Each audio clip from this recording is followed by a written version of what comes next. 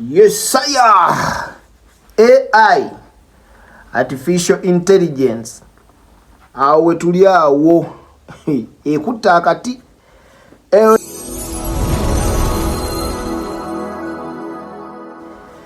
Shata ye muvubuka ali mukuchi emabega w'ekintu kino. Akipromotinze nnyo. Gwabadde tamanyi AI yeyo app gye bakozesa okutranslating eddoboozi enoliteeka mu luyimba lw'omuntu n'ayimba nga bw'oyagala sounding kusinza ku muyimbi gw'oba oyagala. For example, waliwo oluyimba Alien Skin lwe baamuyimbisa olw'omuvubuka mwerabidde erinnya bamuyita Ismael because bitya alina akayimba ke kaali kalungi nnyo naye abaana ono Elo Shata n'akakwata n'akateekako eddoboozi lya Alien Skin nera akayimba ako kyakayamba nnyo okutambula n'okumanyika mu bantu because buli omu yenna waliwo controversy yaliwo abamu bagamba lwa Alien Skin abamu bagamba nedda tasobola kuyimba bw'atyo kwegamba ne kiyamba oluyimba okukola ki okubeera nga lutambula kyekyo nno ekimu ku birungi ebikirimu but waliwo n'ebibi tugenda okutunuulira mu maaso awo. Kati Elo Shata ekisooka ekintu kyakola kiyamba ye ng'omuntu bw'oba otunuulira. In the first place kimuyamba okumupromotinga ye erinnya lye. Ekyokubiri afuna ekyokulya of course. Ekyokusatu kimulaga nti ali creative ng'omuvubuka tetuyinza kukimuggyako ekyo. Kintu kyakola kirimu advantage ne disadvantage. Ekisooka Elo Shata amagezi genjagala osooka okuwa making sure oba onookola ekintu kino funa olukusa okuva eri omuyimbi gw'oyagala okukikolako okudda original oy'oluyimba olwo omusabe nti ngenda dukola era ngenda tuteekako omuyimbi bw'ati kwegamba kikuyambe nga ggwe omuvubuka okubeera safe. That is one. Kubanga nfunye complaints nnyingi okuva mu bayimbi ab'enjawulo era video eno ngikoze nga njagala etuuke ku buli muntu osobole okutegeera obuzibu obuyinza okukivaamu. Gwe nga gwakikola okikola it's for fun but waliwo ekibi ekiyinza okukivaamu mu maaso awo. Buuza kitya. Tugenda ku luyimba lw'Azawi, oluyimba abaluyita Masavu lwe yakoze.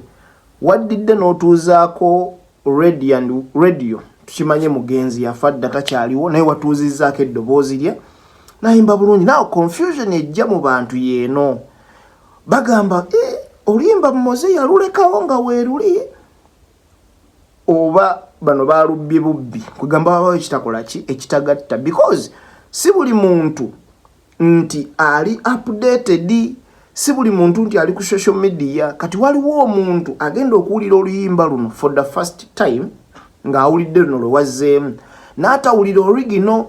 Kati aligenda okuwulira original ng'alowooza on Azawi yaluddamu buzzi ye complain yemu era Azawi gye yabadde nako ngenda kulekolayo ka video ke naye ng'ayogera ku nsonga eno.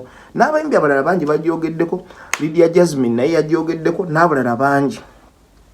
Nti confusion ejja okubeerawo eri public yeeno.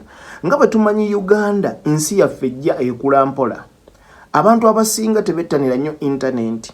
Nze nnyinza okuba nkimanyi kyewakoze ne waliwo atagenda kukitegeera. Ow'ekalangaalo, ow'ebusujju, ow'eggomba, ow'ekanoni, ow'emasaka ekyaggwe tagenda kukitegeera. Ye agenda kubeera confused era ajja gamba oluyimba lwani lwa radio. Ate n'ekintu ekikyamu kyokola nti bw'okola ekintu ekyo ate towa credit ku originality ya kintu nti oluyimba luno nalukoze bwenti naye originality yaani y'Azawi. Okitegeera nebeera ng'etambulira ku audio eyo gy'oba okoze kyandibadde kikuyamba. Okitegeera omuyimbi ono teyandibadde nnyo na buzibu naye kati omuntu oli ow'omukyalo ye agenda kugamba oluyimba lwa radio. Eyo ye confusion egenda okusooka. Era ojja kwesanga ng'abantu bangi balwaniddeyo mu mabaala. Lwaki? Oli agamba oluyimba twagala eyaluyimba yennyini naye ng'ono omuyimbi yeerwanako bannange oluyimba lwange nga bagamba nedda tumanyi lulala. So ensonga eyo kyokola kirungi but connectinga nnyo n'abantu abayina originality y'omuntu giri recognizing nannyini kintu. Tutambulira mu nsi erina corporate wadde mu Uganda teri active but ate wetujja ku platforms nga zino corporate yo kweri eri very very active wadde ku ground yo teri active ndozo kategedde akantu ako so abantu abasinga ne wano wenyini ku social media babadde tebamanyi kintu ekyo ne kati ndowooza bakitegedde kambagaliza olunaku olulungi eno ye Mamelo Media beera ng'osubscribinga ku YouTube channel yaffe Mamelo Media Yugi okonene mukadde ako buli video gye tuteekayo obeere ng'ofuna notification.